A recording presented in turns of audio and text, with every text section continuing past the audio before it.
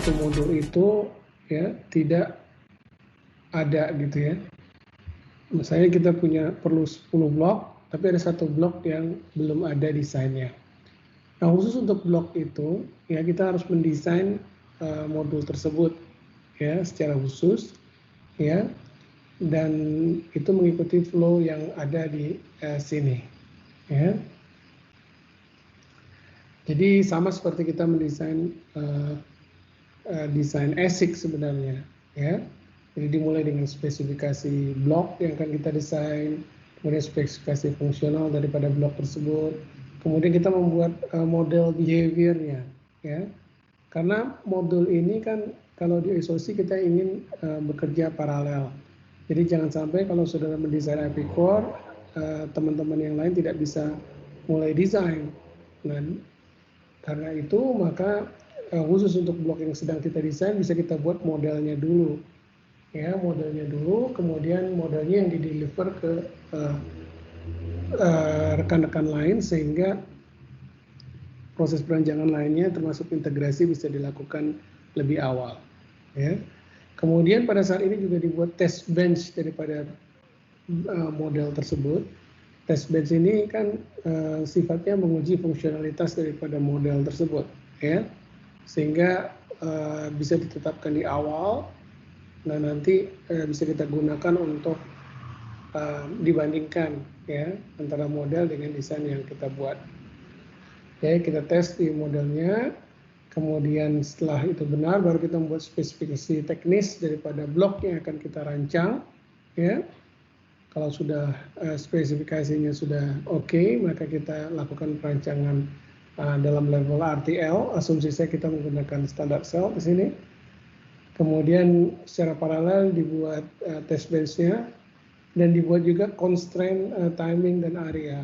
Jadi ketika kita sintesis design, ya, itu yang akan melakukan sintesisnya kan adalah tools, ya, CAD tools, ya, seperti Synopsys atau Cadence, ya.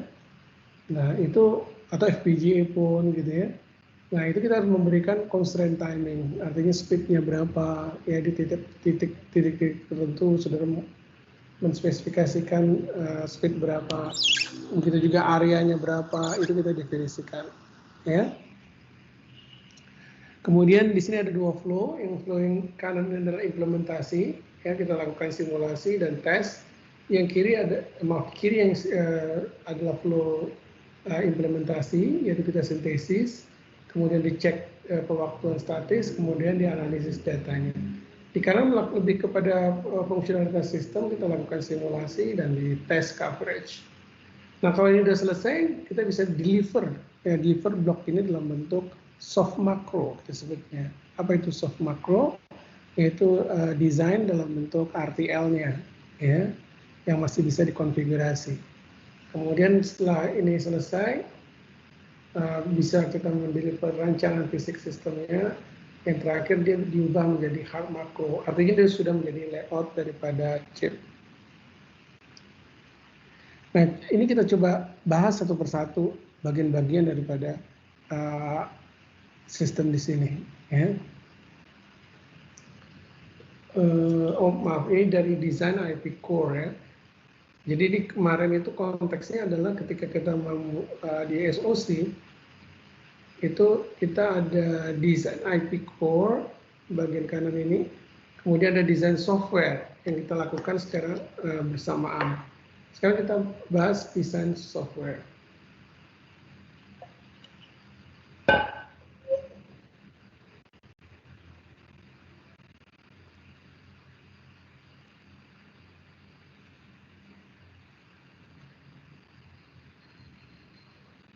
Ya, desain software. Jadi software perlu kita desain karena dalam SOC pasti ada software ya, karena dia menggunakan host processor. Ya, jadi software yang dimaksud di sini adalah software yang akan dijalankan di atas SOC tersebut. Ya, nah software ini bisa berbentuk operating system, ya, bisa dalam bentuk firmware, bisa dalam bentuk device driver, atau bahkan dalam bentuk aplikasi. Ya, kemudian ketika ada bentuk firmware ini adalah kode software yang dieksekusi di sistem embedded yang tidak terlihat oleh pengguna, ya. Kalau yang kita lihat itu kan biasanya di application layer. Nah, ini firmware ini adalah kode-kode yang berada di bawah, lebih terkait dengan fungsionalitas hardware. Dan ini biasanya diletakkan di dalam flash memory, ya, sehingga kode tersebut tetap berada di memori meskipun tegangan supply tidak ada, ya. Jadi ditaruhnya di flash. Kemudian kode ini dapat diupdate baik secara otomatis atau melalui proses firmware download, ya. Jadi SoC ini biasanya kenapa menggunakan prosesor itu kan idenya supaya dia fleksibel, ya. Fleksibel artinya program bisa kita ganti. Program ini dalam bentuk firmware tadi. Nah, firmware ini kalau kita mau update, kita bisa lakukan, ya, dengan meng-load program ini ke dalam flash memorinya. Kemudian tools yang digunakan untuk membangun firmware ini biasanya compilernya bisa kayak GCC ataupun Licker dan assembler, ya. Kemudian software, kembali kepada software yang jalan di SoC, yaitu ini sebenarnya agak berbeda dengan software yang biasa kita gunakan di aplikasi-aplikasi di PC, ya. Software yang ada di SoC ini biasanya lebih sifatnya real time. Ya, jadi butuh data input, kemudian langsung data output, tidak ada buffering data di situ. Ya, jadi dia sifatnya real time dengan reliability yang tinggi, ya. Nah, untuk bisa melakukan real time ini akan sangat kritis dalam hal waktu komputasi, ya. Biasanya real time tersebut dia harus memberikan respons sebelum data baru masuk, ya. Jadi kalau sistem kita terlalu lambat, maka akan terjadi penumpukan data, prosesnya sudah tidak real time lagi. Kemudian karena keterbatasan memori ada, ukuran software, ya, harus dioptimasi sekecil mungkin. Jadi software yang kita jalankan di SoC itu biasanya kita optimasi supaya menggunakan space memory sekecil mungkin, ya.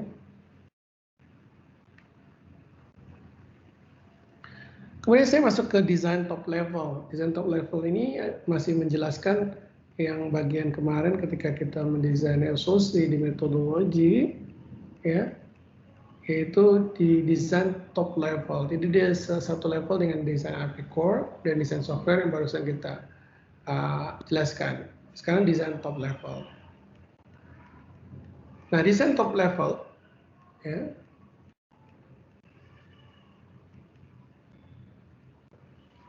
ini pekerjaannya adalah menggabungkan keseluruhan IP core, ya. Jadi kita tahu bahwa di SoC adalah prosesnya menggabungkan IP core. Jadi desain top level ini maksudnya dia bagaimana kita menggabungkan semua IP core yang ada, baik IP core yang kita desain sendiri maupun IP core yang kita beli dari pihak lain, ya.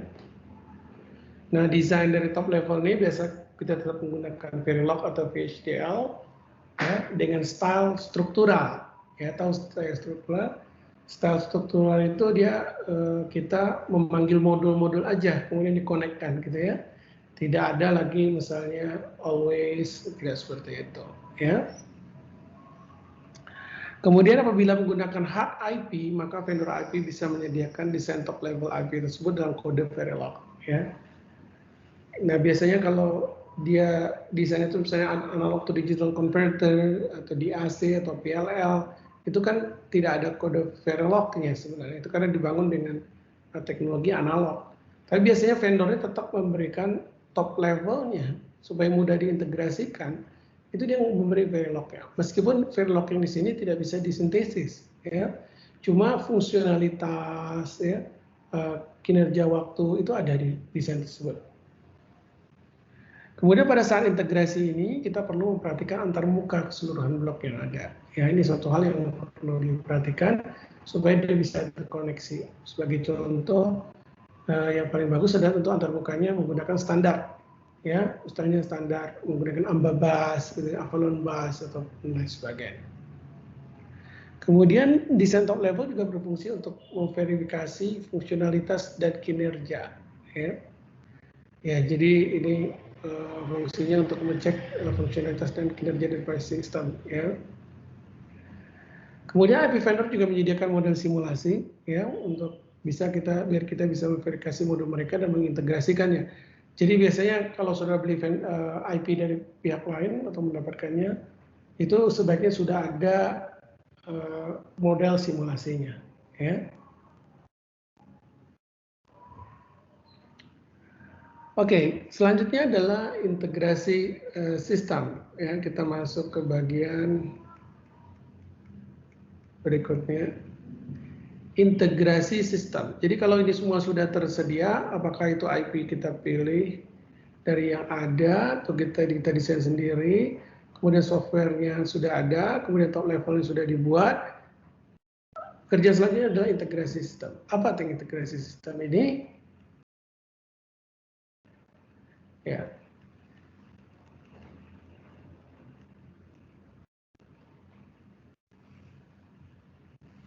Ya, integrasi sistem tentu kita menggabungkan keseluruhan IP core tadi ya dengan menggunakan top level, kemudian softwarenya juga dimasukkan.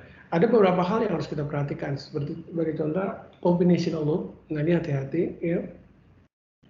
Kalau pasti itu tidak ada register dari output masuk langsung ke input, maka ini akan mengakibatkan combinational loop, yaitu inputnya output langsung ke input dan itu berputar di situ dengan waktu yang tidak disinkronisasi dengan clock. Ini tidak boleh terjadi. Salah satu cara mengatasinya adalah tentu menambahkan register. Ya. Kemudian kedua, kesalahan dalam melakukan sinkronisasi. Nah, ini perlu hati-hati juga.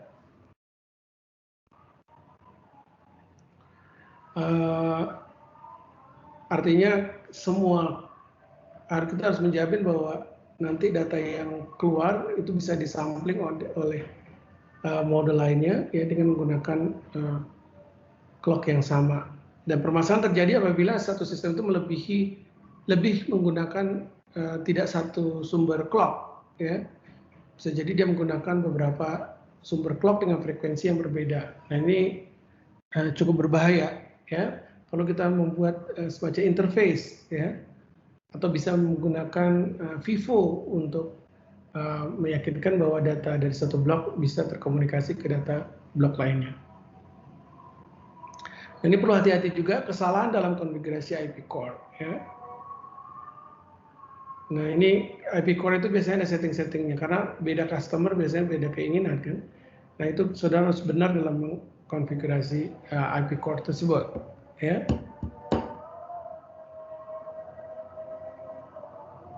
Kemudian IP core yang didrive oleh sinyal clock dengan frekuensi yang lebih tinggi dari spesifikasi rancangan IP core tersebut. Nah, ini hati-hati juga. Saudara misalnya mendapat IP core dengan frekuensi 10 MHz. Tapi sistem saudara 100 MHz, sehingga yang 10 MHz saudara drive 100 MHz. Nah, ini juga suatu risiko ya, sistem tidak akan jalan. Nah, ini suatu hal juga yang harus diperhatikan.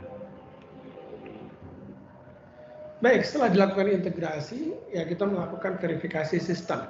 Ya. Verifikasi rancangan IP core merupakan hal penting, ya. Jadi permasalahan utama dalam perancangan IP core. Ya. Karena dia sistemnya ini dia sudah sangat kompleks, ya.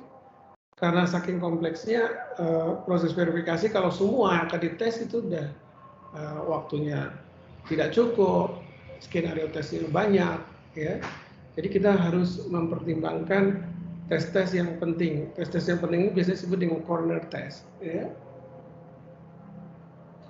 Nah, IP core yang kita pakai ini akan lebih bagus kalau sudah beli dari pihak lain. Dia sudah proven, ya kita sebut dengan silicon proven. Apa artinya silicon proven? Artinya dia sudah diimplementasikan di satu sistem yang mungkin berbeda dengan kita, ya. Tapi dia sudah jalan 100%.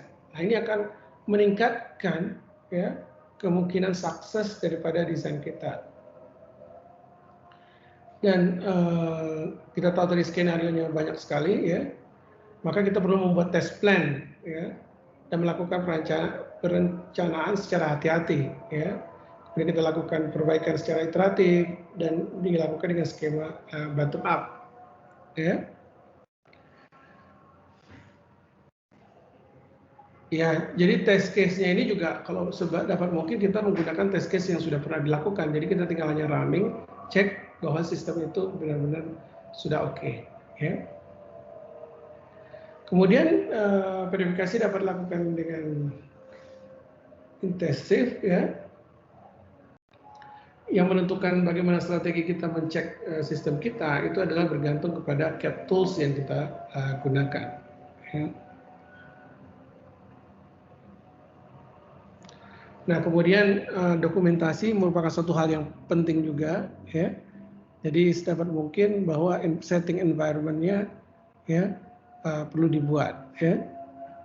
Seperti juga kita perlu mendata dokumentasi dari test vektornya, setting up environment-nya, kemudian tujuan dari masing-masing verifikasi, kemudian metodologi pembuatan test bench, ya. Kemudian parameter verifikasi untuk masing-masing test bench. Nah, ini kita perlu lakukan, ya, agar sistem tersebut secara sistematis, karena dia sudah sangat kompleks, ya, bisa terverifikasi 100%. Ya. Baik, sampai sini ada pertanyaan dulu, ya, sebelum jauh.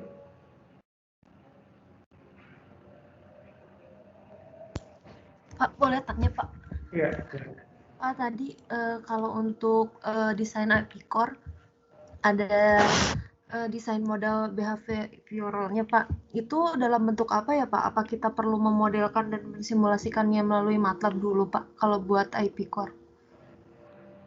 Itu tergantung daripada modulnya sih, ya. Bisa juga kita biasanya memang menggunakan high level, ya, menggunakan MATLAB, ya. Oh, iya. Tapi untuk sistem-sistem yang sederhana kamu bisa juga menggunakan tetap Verilog, tapi tidak perlu mendetailkan. Apa yang dimaksud dengan mendetail? Misalnya kalau mau menggunakan kali, ya langsungnya pakai kali. Kalau mau bagi, pakai aja tanda bagi. Itu disebut behavior, ya. Jadi kalau kamu perlu pangkat, bikin aja pangkat dikali gitu, ya, semua. Padahal kalau pangkat seperti itu nggak bisa bikin kayak gitu, kalau disintesis nggak akan jadi ini kan, ya. Itu contoh daripada behavior, ya. Terus Pak, kalau misalnya kita buat IP core itu juga harus ini Pak, harus tadi dites, diverifikasi yang silicon proven itu Pak, kalau misalnya kita buat. Nggak harus ya. Nah, jadi yang silicon proven itu akan lebih baik kalau dia sudah silicon proven, ya. Itu caranya bagaimana Pak untuk verifikasinya? Ya artinya dia difabrikasi secara modul sendiri gitu, ya. Misalnya kamu bikin prosesor, kamu butuh misalnya floating point unit, ya. Kamu floating point unit ini nggak bisa buat, terus kamu minta ke orang lain. Nah, orang lain itu kalau bisa dia udah khusus floating point unitnya itu dia sudah pernah difabrikasi gitu. Jadi ketika kamu pakai, kamu udah yakin ini sebenarnya sudah tertes, pasti jalan gitu. Kalau nggak jalan berarti kesalahannya bukan di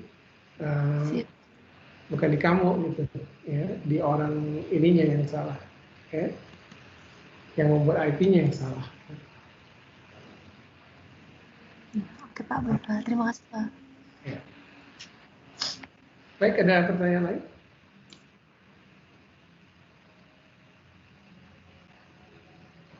Ya, jadi ini adalah diagram untuk verifikasi SOC, ya. Jadi cukup banyak ya dalam kita melakukan verifikasi itu, ya, yang harus kita siapkan, ya. Pertama modelnya sebagai referensinya dalam bentuk RTL ataupun model masing-masing blok yang kita buat, ya. Kemudian juga ada stimulus, ya, berupa test vektor. Tapi juga test vektor itu kan kalau biasanya kita lakukan di ini, ya, kita lakukan di RTL, ya, kita simulasikan di model sim gitu, ya. Tapi bisa jadi kalau sistemnya itu kompleks, stimulus itu kita buat dalam bentuk rangkaian, ya. Kita misalnya untuk ngetes memori itu kan size-nya besar sekali. Kalau sudah buat program untuk ngetesnya kan lama banget. Nah, kenapa nggak program untuk ngetesnya itu sudah buat sirkitnya sudah dimasukkan di memori. Nah, nanti dia akan mengetes sendiri ketika dia di mode tes, dan kalau selesai dia hanya memberi komen selesai, valid atau tidak valid gitu, ya. Ya. Kemudian verifikasi juga bisa dalam bentuk fault atau boundary scan. Nah, ini nanti akan dijelaskan lebih detail lagi ya. Fault itu kita mengecek apakah ada modul-modul yang stuck ke 0 atau ke stuck 1. Biasanya misalnya stuck 0 artinya titik itu terkonek langsung ke ground. Ya, jadi berapapun input yang saudara belikan, dia tetap connect ke ground. Itu disebut stuck 0. Atau dia terkonek ke VDD, tidak mau tahu inputnya berapapun. Ya, ini tuh mungkin terjadi. Kemudian kita juga dalam verifikasi SOC bisa menggunakan FPGA. Ya, FPGA itu kita implementasikan terus kita tes. Keunggulan daripada FPGA dia lebih cepat, ya, karena dia kan clocknya tinggi ya. Meskipun 20 MHz itu udah sangat tinggi. Ya, nanti ada 20 juta operasi per detik ya. Kemudian dalam verifikasi kita juga perlu EDA, Electronic Design Automation ya, yang isinya itu merupakan seperti debugger. Jadi kalau kita menggunakan SoC-nya itu ada prosesornya, berarti kita butuh tools untuk ininya kan, development-nya, yaitu ada debugger, ada simulator ataupun synthesizer. Kemudian kita perlu test bench dari sistem, baik dalam bentuk Verilog langsung atau juga yang lebih sederhana menggunakan sistem C.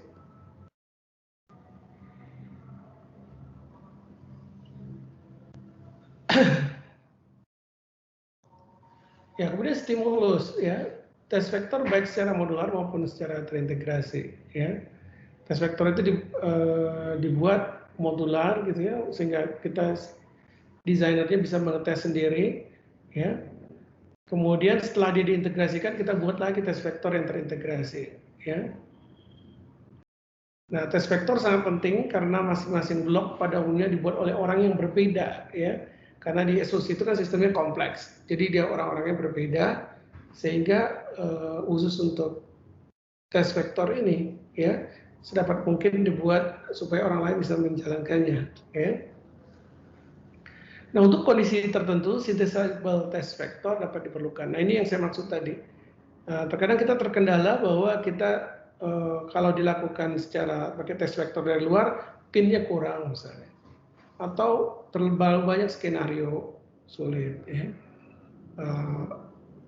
Nah, ini supaya mudahnya kita membuat built-in testernya, ya, disebut dengan BIS. Ya. Ya. Nah, dalam hal ini test vektornya dalam bentuk rancangan script. Ya. Ya, berikutnya saya akan membahas tentang beberapa poin di metodologi. Masih kita lanjutkan. Tadi kan kita bicara tentang sudah sampai verifikasi sistem ya. Ya, verifikasi sistem. Nah, ini ada beberapa poin yang kita jelaskan di verifikasi sistem ini ya. Sebelum kita nanti masuk ke tahapan selanjutnya, yaitu sintesis rancangan, analisis pewaktuan statis, rancangan fisik, dan tap out. Nah, masih dalam verifikasi ini ada beberapa hal penting yang harus kita lakukan ya, dalam verifikasi ya, sesuai dengan gambar yang ada di sini, yaitu masalah pertama tadi stimulus sudah ya, kemudian model ya. Terkait dengan model, tidak semua rancangan tersedia dalam bentuk RTL ya. Jadi bisa jadi dia berupa hard IP, artinya berupa layout berupa chip seperti memori, flash atau PLL dan lain-lain ya. Itu tidak ada RTL-nya ya.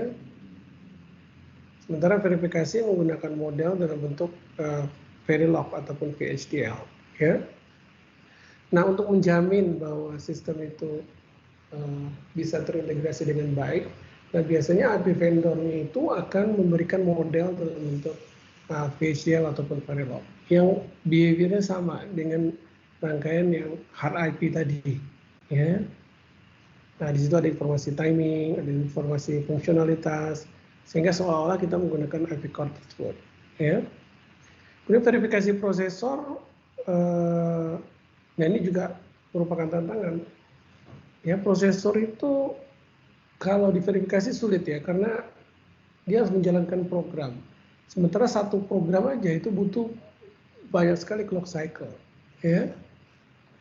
Jadi kalau saudara saya menggabungkan prosesor dengan modul lain, ya bisa jadi simulasi akan lama sekali, ya, karena terkait dengan dia harus menjalankan program. Jadi bayangkan software dijalankan di hardware yang simulasi, ini akan memakan waktu yang lama sekali, ya.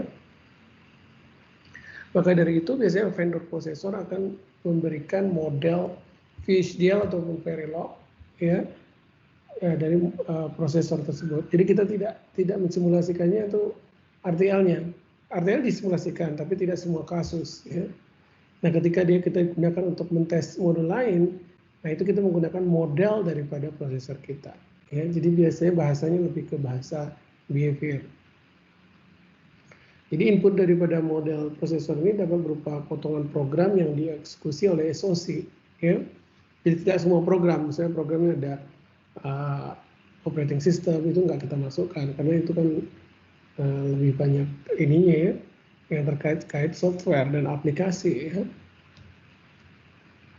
Dan kita tahu bahwa model tidak semuanya tersedia dalam kode RTL, bisa jadi dalam bentuk kode C atau format lainnya. Kemudian untuk verifikasi kita juga bisa menggunakan prototype ya. Ya, jadi kita tahu bahwa membuat chip itu kan lama dan costly ya. Nah bisa jadi kita menggunakan FPGA dulu, karena FPGA ini kan bisa kalau ada salah bisa dikoreksi dengan cepat dan harganya juga tidak terlalu mahal. Ya.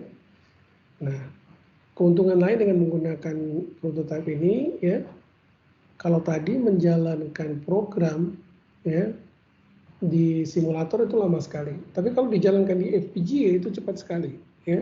Karena FPGA frekuensinya tinggi, ya, jadi bisa cepat sekali. Jadi solusi menggunakan FPGA sebagai target itu merupakan suatu hal yang bagus ya untuk bisa memverifikasi sistem.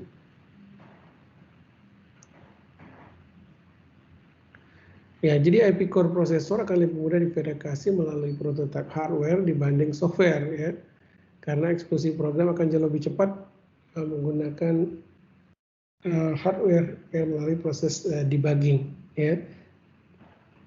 Jadi agak sulit saudara akan memverifikasi software yang dijalankan di RTL ya. Intinya seperti itu. Nah, kemudian untuk memverifikasi juga ya, bagaimana kita untuk memverifikasi fisiknya atau hard IP yang setelah diproses, diproduksi di chipnya, ya, yaitu kita dengan menggunakan sampel chipnya. Ya. Kemudian IP cores juga harus kita sediakan test vektornya untuk memverifikasi blok-blok tersebut. Ya. Kemudian test vektor berupa script atau program yang dijalankan di test vektor. Jadi kalau kita mau mengetes chipnya, ya, itu kita tes vektornya tidak lagi dalam bentuk script jalan di simulasi, tapi tes vektornya jalan di signal generator. Ya. Kemudian outputnya bisa kita gunakan logic analyzer atau signal analyzer. Ya. Jadi ini sudah secara fisik. Ya. Kemudian untuk menjamin bahwa chip SoC tidak terjadi kesalahan atau defect. Nah, kesalahan di sini bukan kesalahan desain ya, tapi kesalahan lebih karena proses produksi. Bisa jadi pada saat proses produksi tadinya transistornya normal gitu, ternyata dia terkonek ke VDD atau terkonek ke ground, sehingga logic outputnya tidak bisa diubah. Ya. Nah, ketika dia tidak berubah nilainya 1 aja terus kita sebut dengan stuck at 1. Kalau dia 0 terus kita sebut dia stuck at 0. Ya. Nah, kemudian untuk bisa mentes ini kita menggunakan test bench yang khusus ya untuk mengecek permasalahan fault ini. Ya. Kemudian test vektornya bisa kita inject ke chip ya melalui pin JTAG ya, dan juga scan in dan scan out. Ya. Nah, hanya testingnya tidak menggunakan simulator di PC lagi, tapi udah menggunakan chip tester yang besar itu ya. Seperti disebutkan tadi, untuk kasus bahwa modul-modul yang perlu pinnya banyak, terus test vektornya banyak, seperti memori, kita menggunakan BIS, ya, built-in self-test. Ya. Jadi ada satu mode di chip kita itu, kalau dijalankan ini, maka dia akan mentes seluruh fungsionalitas daripada chip tersebut. Ya. Dan outputnya biasanya 0 dan 1, kita nggak ngelihat perubahan satu persatu, tapi kita lihat di akhirnya saja. Kalau dia ada error, berarti sesuatu terjadi di sistem tersebut. Ya. Atau chipnya di reject. Ya. Baik, ada pertanyaan sampai sini?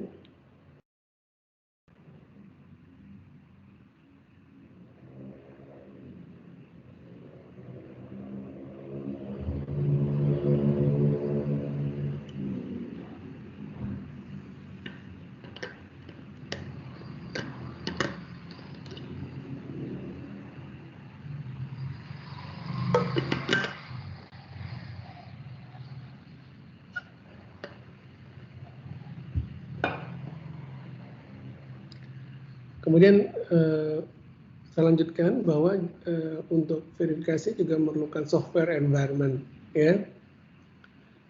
Jadi ada settingannya, ya. Terutama untuk masalah test bench-nya, ya.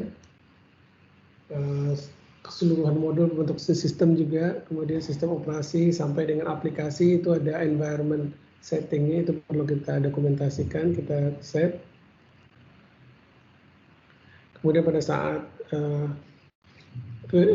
verifikasi, terkadang kita tidak langsung menggunakan prototype, di awal bisa menggunakan simulator, emulator. Ya. Nah, kode Verilog sendiri atau VHDL sendiri itu bisa dicek juga dengan sebuah software, ya, untuk melihat bahwa desainnya bagus atau tidak. Ya. Yaitu dengan sintaks ceknya melalui link checking. Ya. Kemudian ada juga formal model checking. Formal itu adalah sebuah tools, ya, dengan menggunakan sebuah algoritma. Dia akan membandingkan antara kode RTL-nya dengan gate level hasilnya. Nah, dia bisa ngecek bagian mana yang tidak sama. Ya. Kemudian juga ada verifikasi dengan menggunakan logic simulation, ya. Kemudian transaction based verification dan code coverage analysis. Ya. Seperti saya sebutkan tadi, kalau mau cepat kita bisa menggunakan platform FPGA, ya, sehingga kita bisa melakukan testing secara real time.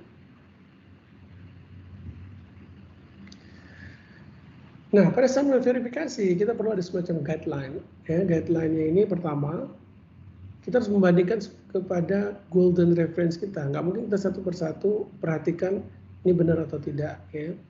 Akan lebih baik kita memiliki model, ya, dengan bahasa apapun, ya, tapi nilainya ada, ya, menjadi referensi kita. Ini tersebut dengan golden reference, ya. Kemudian ketika kita membandingkan ini, kalau kita melihatnya dengan waveform dan sistem kita sudah terlalu kompleks, ini udah nggak mungkin lagi, ya. Sehingga kita melihatnya gunakan bukan waveform lagi, tapi dia sudah otomatis mencek, ya, sampai hasil akhirnya 0 atau 1. Nah, nanti kalau apabila ada ditemukan kesalahan, bisa jadi nanti dia kembali lagi, baru diverifikasi satu persatu lebih detail, sehingga kita bisa debug. Nah, faktor yang terpenting dalam desain juga adalah faktor waktu atau speed, ya. Bisa jadi suatu sistem itu tidak bekerja karena speednya lambat, ya. Nah, untuk itu kita perlu mengecek berapa kecepatan sistem, dan metode yang banyak digunakan adalah static timing analysis. Static timing analysis cara kerjanya sebenarnya gampang. Dia hanya ngecek antar register satu dengan register 2, pasti ada rangkaian kombinasional di tengahnya, dan itu dicek berapa clock speed-nya. Nah, nanti dari keseluruhan sistem akan dipilih yang clock speed paling rendah. Itu akan merupakan suatu paling rendah itu ada worst case-nya, ya, atau critical path-nya. Ya. Baik, itu terkait dengan verifikasi. Ya, kita sudah menyelesaikan berbagai diskusi terkait dengan verifikasi. Ya. Seperti yang ada di diagram awal saya tadi. Ini. Ya, jadi kita sudah selesai verifikasi, kemudian juga kita masukkan sebagai prototype. Sekarang saya akan bahas yang ini, sintesis rancangan, analisis faktor statis, rancangan fisik, dan sampai terakhir adalah tape out. Baik, kita lanjutkan saja. Ya, pertama mengenai terkait dengan sintesis rancangan. Ya. Sintesis rancangan adalah kita, ini adalah tahapan-tahapan sintesisnya. Ya. Ya, semacam compile lah kalau di itu ya.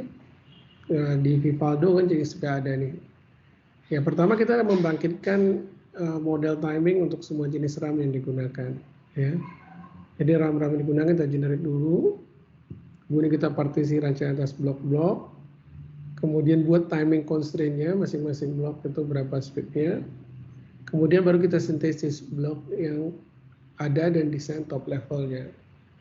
Nah, kalau kita sudah melakukan sintesis ini, kita akan memperolehkan skematik daripada desain kita itu. Kemudian kita juga akan memperoleh informasi timing. Kemudian yang penting juga adalah analisis, ini nextnya, setelah kita sintesis, kita cek apakah sistem kita itu frekuensi maksimumnya berapa. Ya? Apakah dia sesuai dengan target spesifikasi kita. Nah, STA ini adalah metode untuk ngecek speed, ya.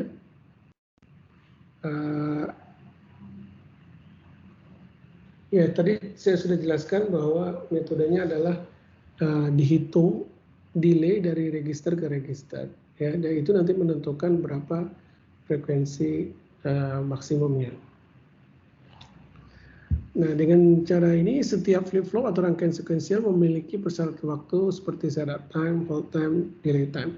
Nah, maksud gini, ketika kita menghitung speednya tadi, kita memperhitungkan kan dari register ke register. Di register ke register itu ada waktu, ya. Kalau flip-flop itu ada disebut dengan setup time, ya, hold time, dan delay time. Nah, ini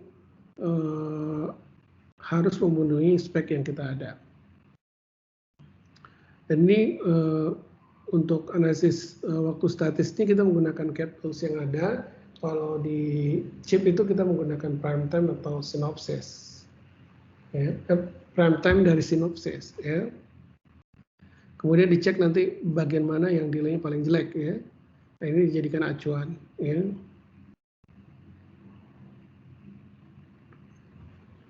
Ya, jadi beda dengan kita mengetes speednya berapa itu misalnya saudara melakukan simulasi dengan tes vektor. Nah, ini tidak perlu tes vektor di sini, ya. Dia hanya mengecek setiap path itu berapa clock maksimalnya, ya.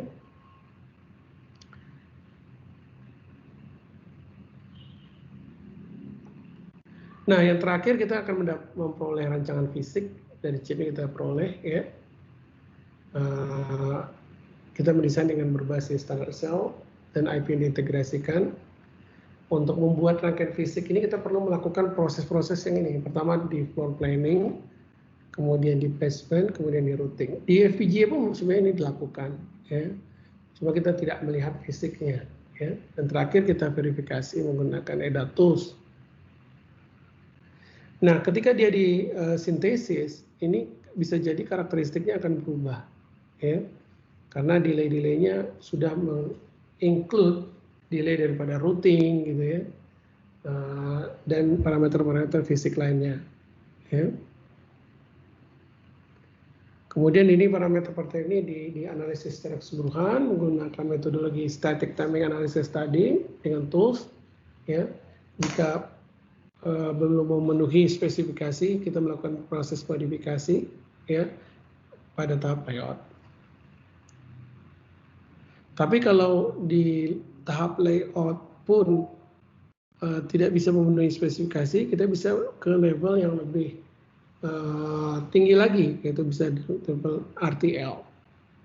Nah, desain yang sudah selesai, ini kalau kita untuk chip bukan untuk FPGA, kita akan melakukan cek. Sini sebutkan design rule check. Ya. Itu semacam desain yang menentukan berapa misalnya lebar minimum dari suatu metal layer, gitu ya. Atau spasinya, berapa spasi minimum antara metal 1 dengan metal 2 atau metal 1 dengan metal 1. Ya. Itu didefinisikan di design rule. Ya.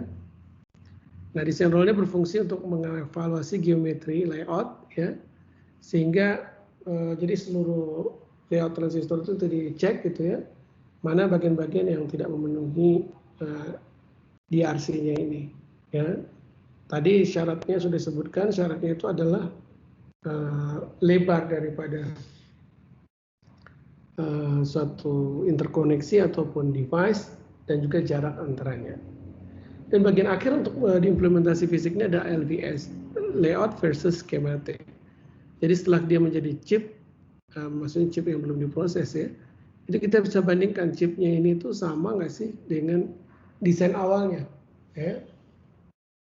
Nah, ini dilakukan otomatis dengan LVS ini, layout versus schematic, ini software ya.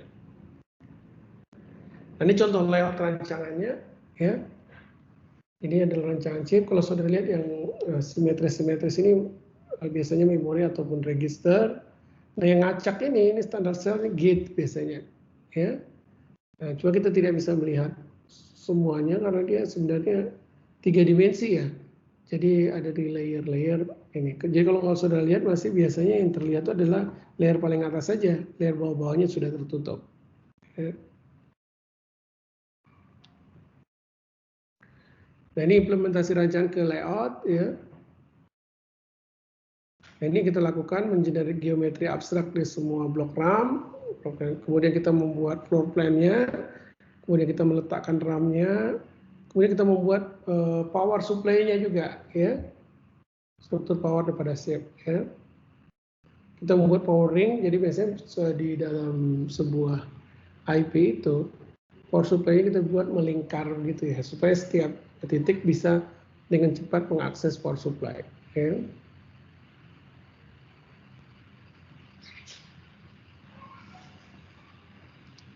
Nah, kebutuhan powernya bisa kita analisis dengan software power estimate. Ya. Kemudian rancang di partisi menjadi blok-blok yang dan melakukan implementasi setiap blok. Ya. Kemudian kita memanggil setiap rancangan, kemudian di flatten, jadi IP itu diintegrasikan, kemudian dibuka, ya dibuka itu artinya diacak, sudah tidak ada batasan-batasan bloknya lagi, ya. Dan terakhir dicek lagi final timing performance ya, dan juga DRC-nya. Nah, permasalahan yang timbul akibat routing dan parasitik, kalau kita sudah melakukan di tahap akhir itu kita sudah melakukan routing, ibaratnya PCB itu kita sudah melakukan routing interkoneksinya, ya. Dan juga akan timbul komponen-komponen parasitik seperti resistansi, kapasitansi di seluruh sistem. Nah, itu kita perlu analisis, ya. Permasalahannya yang timbul seperti di timing, kecepatannya tidak memenuhi, kemudian signal integrity, ya. Kemudian crosstalk, ada yang terganggu, terinterference, kemudian airdrop, electromigration, power analysis, dan antenna effect. Ya. Ini adalah tahapan perencanaan IP core. Saya rasa tadi sudah saya bahas ya, sama, cuma di sini ada ini lagi, ya. Yang mulai dari spesifikasi, kemudian behavior modeling, ya, rancang RTL dan test bench ya. Nah, ini masuk sedikit dari tahapan ini, dicoba kita detailkan sedikit ya. Di dalam perancangan IP core ini ada beberapa yang kita coba detailkan. Yang pertama itu spesifikasi daripada blok ya. Ya, jadi untuk membuat spesifikasi, proses dimulai dengan internal dan eksternal IP delivery package requirements. Jadi artinya dari blok itu, dari sistem kita bagi-bagi mana yang ada di perusahaan kita, atau ada yang bagaimana yang harus kita ambil dari pihak luar. Ya. Kalau kebutuhannya internal, diasumsikan IP dibangun di internal, ya. Kemudian yang eksternal diasumsikan IP kan diserahkan ke customer yang ke pihak lain itu untuk melakukan integrasi sistem SOC, ya. Nah, nanti di sini kita masukin di repository, ya, di satu ini, kemudian itu bisa diakses oleh semua pihak, ya.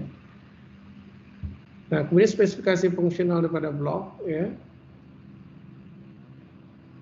Jadi ini yang disebut dengan spek itu dia akan mendefinisikan fungsionalitas dari masing-masing blok pembentuk sistem dan fungsionalitas sistemnya. Jadi masing-masing blok itu ada fungsinya dan setelah terintegrasi pun ada fungsinya.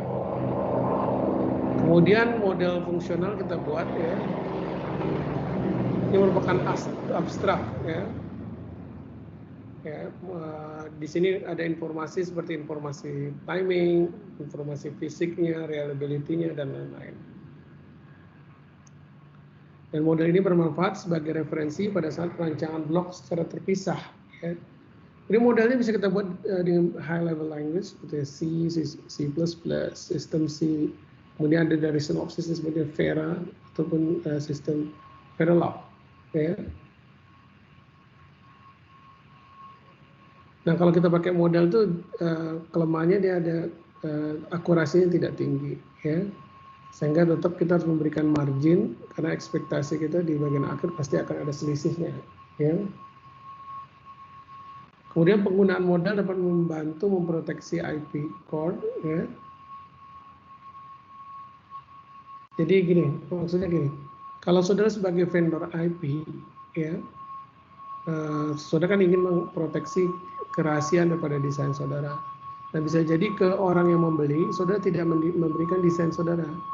Saudara memberikan modelnya, sehingga perusahaan itu bisa menggunakan itu untuk integrasi dengan sistem lainnya. Ya. Nah, ini merupakan suatu proteksi, tetapi desain yang sebenarnya saudara kirim ke foundry tempat fabrikasi, ya. Nah, di foundry itu nanti akan foundry pihak ketiga yang akan melakukan fabrikasi.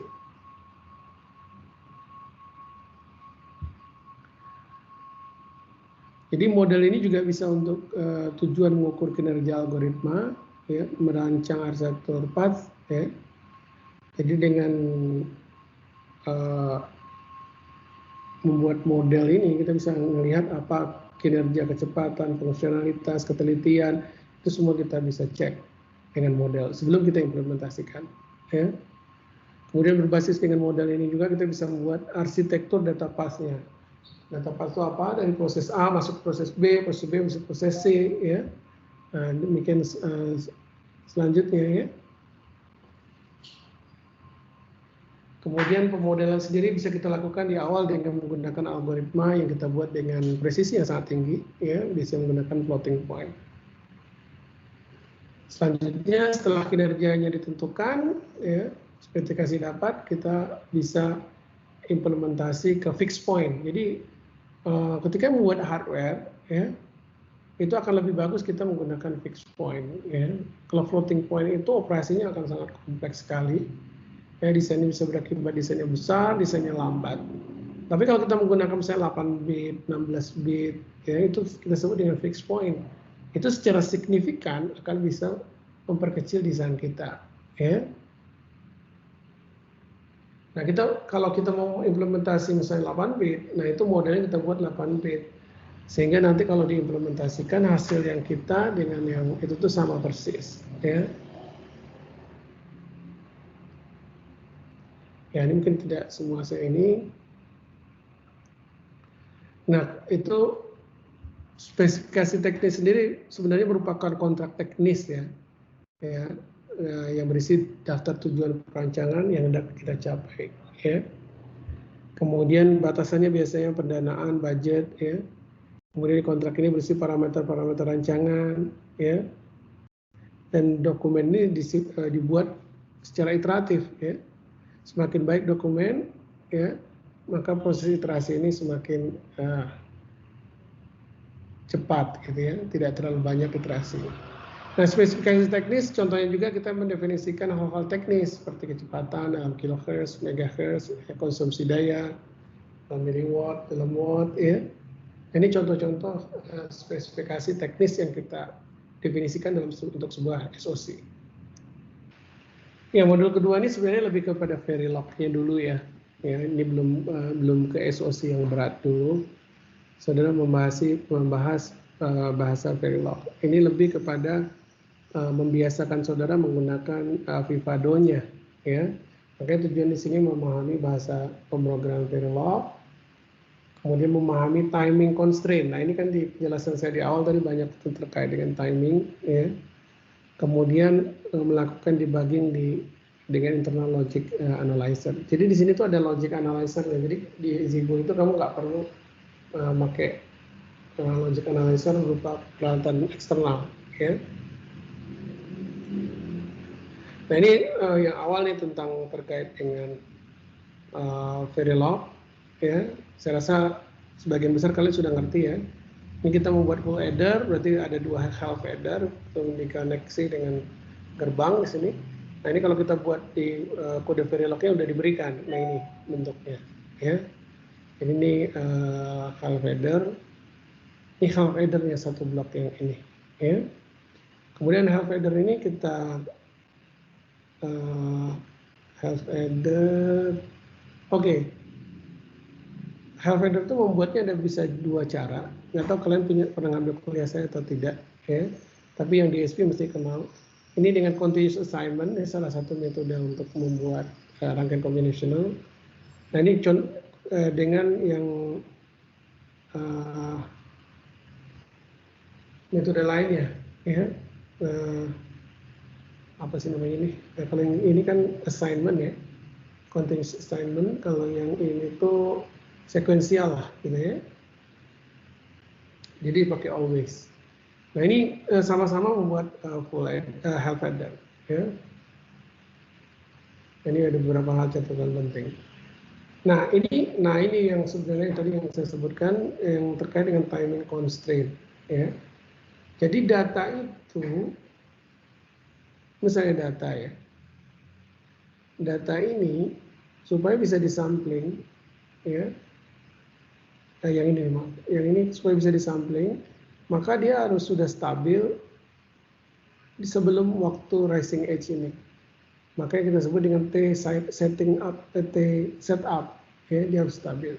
Dan setelah ini juga tadi tetap harus stabil, ya. Nah, ini agak salah nih sebenarnya, harusnya agak kiri dikit. Karena ini udah berubah kan di sini, ya. Harusnya maaf, data inputnya yang kiri ya, ke yang bawah kelihatannya. Jadi ya, data ini harus sudah stabil di awal, ini di setup time, dan dia juga tetap stabil setelah di rising edge, take hold time, ya. Nah, ini adalah persyaratannya. Ini yang disebut dengan timing constraint. Jadi ada T setup, ya. Ada hold time, ya. Ini ada penjelasan di sini. Nah, ini kita lakukan di sini setup time-nya kita cek ya. Ini hasil dari pengecekan setelah saudara implementasi. Itu yang saya sebut tadi static timing analysis. Ya, nah di sini nilainya ada setup time berapa, hold time-nya berapa, full switch-nya berapa. Oke. Nah, kita memasukkan constraint kita berapa sehingga kita bisa menghitung dari sini maksimum frekuensinya.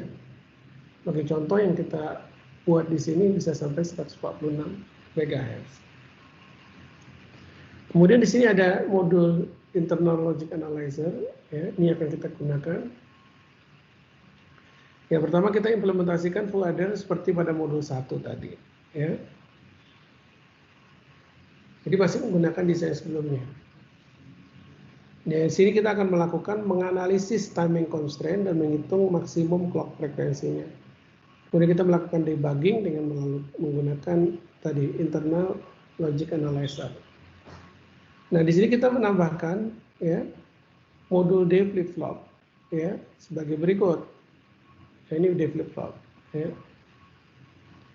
Oke, di bagian atasnya, desainnya atasnya D flip flop ini digabung dengan full addernya, ya. Kemudian ada register lagi. Kemudian constraint-nya kita ubah, ya. Kita hubungkan dengan osilator 125 MHz melalui pin L16. Jadi dalam desain ini dia sudah ada sumber clock-nya, yaitu di 125 MHz yang terletak di pin L16. Ya. Sehingga untuk bisa melakukan ini, saudara harus merubah kodenya, ya, semacam set priority-nya ke L16, ya. Kemudian I/O standarnya berapa, gitu ya. Ini buttonnya juga kita definisikan, dia terhubung ke pin mana, ya. Ini saudara lanjutkan.